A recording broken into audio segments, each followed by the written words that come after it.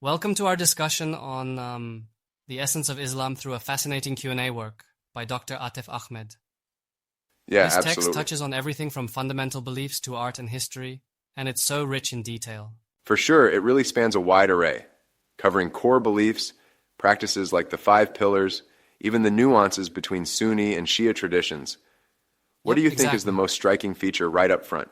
I think what really stands out is the grounding in monotheism and the emphasis on worship practices. Mhm.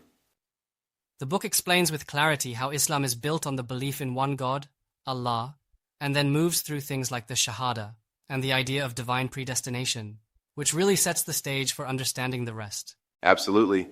And then you get into the five pillars, so integral to a Muslim's daily life.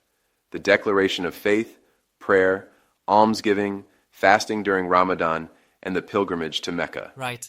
It's like the blueprint for everyday ritual and moral discipline. Exactly. And what's fascinating is how these pillars aren't just religious rituals. They're designed to create a sense of community and personal Yes, discipline. indeed.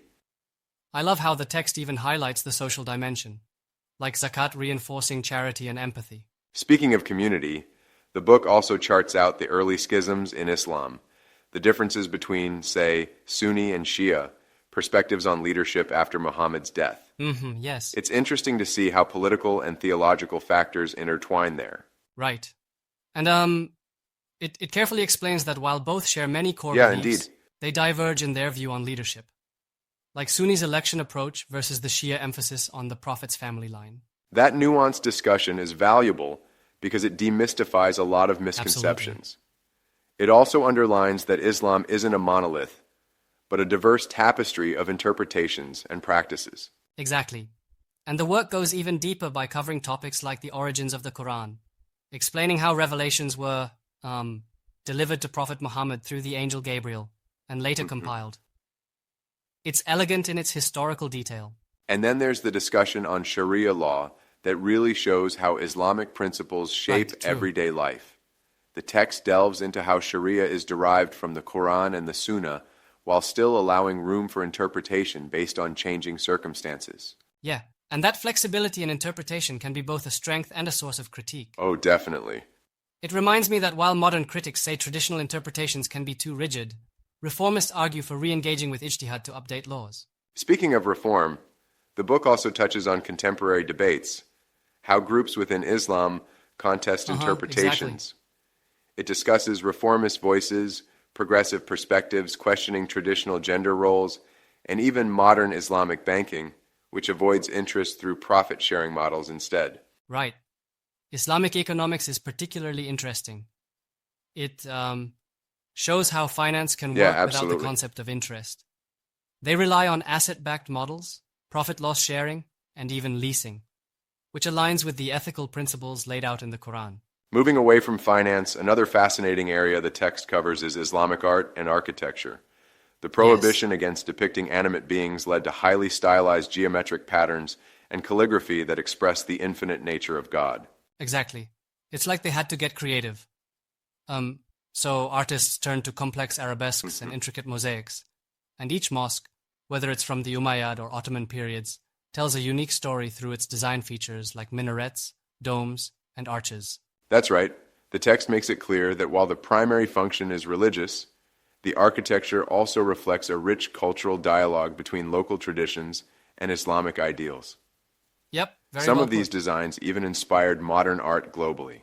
True. And then there's the historical narrative of Islam's expansion. The Uh-huh. work discusses how early Arab conquests not only spread religious ideas, but also facilitated a fusion of cultures, from Spain's Al-Andalus to the sophisticated Abbasid Caliphate in Baghdad. And that blending of cultures really fostered major advancements in sciences, right? Exactly, yeah. The text highlights contributions in mathematics, astronomy, medicine, and even cartography, thanks to scholars like Al-Khwarizmi and Ibn Sina. For sure. It illustrates how these intellectual achievements spilled over into medieval Europe, fueling the Renaissance in ways that often get overlooked. Precisely. It's an excellent reminder of the global, interconnected history of knowledge. One part I found especially thought-provoking was the discussion on how Islamic civilization handled non-Muslim minorities. Yes, exactly. It points out that while there were instances of segregation through the dhimmi system, there was also historical tolerance and cultural exchange. Right, and it does a good job of balancing that narrative by noting that modern legal frameworks in many Muslim countries have evolved to promote more equal citizenship, even though legacy tensions still exist. It's a complex picture that challenges oversimplified views. Exactly, yeah, right. Although I sometimes wonder if that modernist push risks losing touch with the timeless spiritual aspects that many followers find so compelling. I see your point, but it's a delicate balance between tradition and adaptation, and the work captures that dialectic quite effectively. Certainly that respectful challenge is important. It shows that even within reformist debates, there's room for critique and thoughtful consideration. It's like the conversation between historical legacy and contemporary needs is ongoing. And wrapping it all together, the book also offers reflections on how these beliefs and historical processes, like the role of Waqf endowments or the evolution of the caliphate, continue to shape Muslim societies today. Right, yes. It illustrates that Islam is dynamic, constantly in conversation with its past, present, and even future. One last fascinating aspect is the discussion on Islamic jurisprudence itself. Yay. The detailed explanation of the different Sunni madhabs and the various approaches to ijtihad gives us insight into how pluralistic Islamic legal thought can be. Absolutely, and it reinforces that, while there's a common ground in the core tenets, the diversity of interpretations is what enables Islam to be relevant across so many cultures and eras.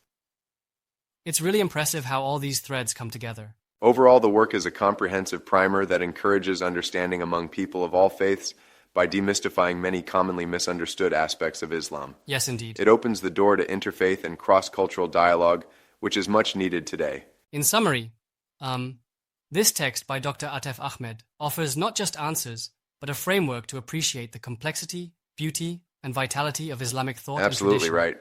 There's so much to learn here, and the conversation certainly continues over time. Well said.